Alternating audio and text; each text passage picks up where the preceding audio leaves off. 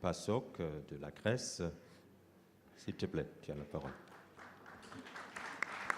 Merci.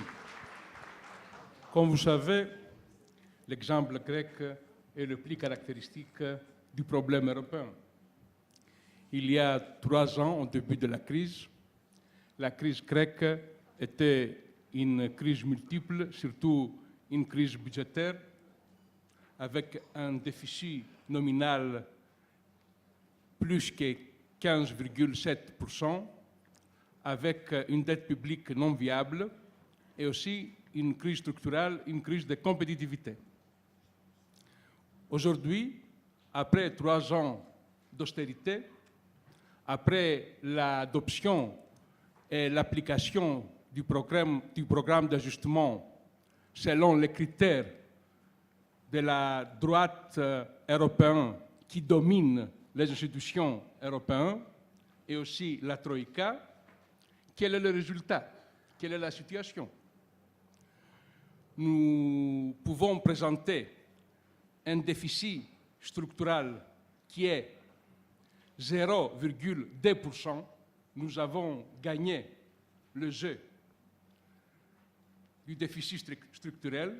Nous avons formé et préparé les conditions pour la viabilité de notre dette. Nous avons amélioré notre compétitivité, surtout en ce qui concerne le marché du travail et le coût du travail. Mais de l'autre côté, nous vivons comme pays et comme société une crise profonde de légitimité démocratique, une crise de cohésion sociale, une crise qui concerne les noyaux de notre conception démocratique et parlementaire, parce que nous avons le parti le plus provocatif en Europe, c'est-à-dire l'Aube durée, qui est un parti pro-nazi, pas seulement un parti autoritaire ou un parti raciste et xénophobique, et nous avons un chômage à la population générale qui dépasse les 27% et un chômage aux jeunes qui dépasse les 60% de notre population de jeunes. Alors voilà le problème. Voilà le résultat d'une récession cumulative pour 6 années qui dépasse maintenant les 25%. Comment nous pouvons protéger la viabilité de notre dette publique, même après la coupure qui est impressionnante, si nous avons une détérioration de notre PIM, c'est-à-dire de notre dénominateur dans la relation entre la dette publique et la PIM. Voilà le problème.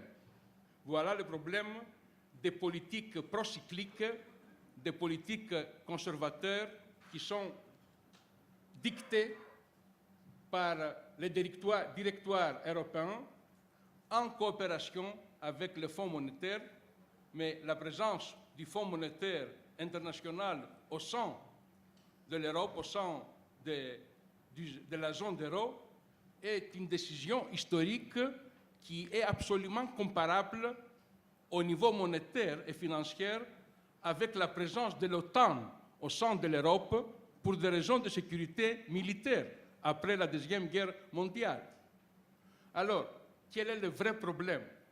Le vrai problème pour nous socialistes, pour nous progressistes, est de former les conditions politiques et institutionnelles pour présenter et pour adopter une plateforme alternative.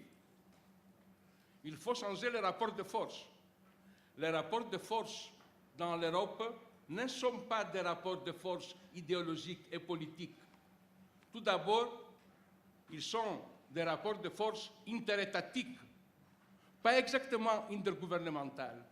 Il y a des stratégies structurelles, permanentes, historiques. Il y a des nationalismes économiques qui sont présents. Et c'est pour ça qu'il y a des inégalités profondes. Il y a une distinction profonde entre les gouvernements européens qui décident, quelques, et les autres gouvernements qui n'ont pas le droit souverain de décider, qui sont obligés d'accepter et d'appliquer une politique préparée au niveau européen, mais au fond, au niveau d'un directoire qui existe et qui fonctionne. Alors, si nous voulons changer les rapports de force, il faut réorganiser le débat politique et organiser le rétablissement de l'architecture institutionnelle européenne.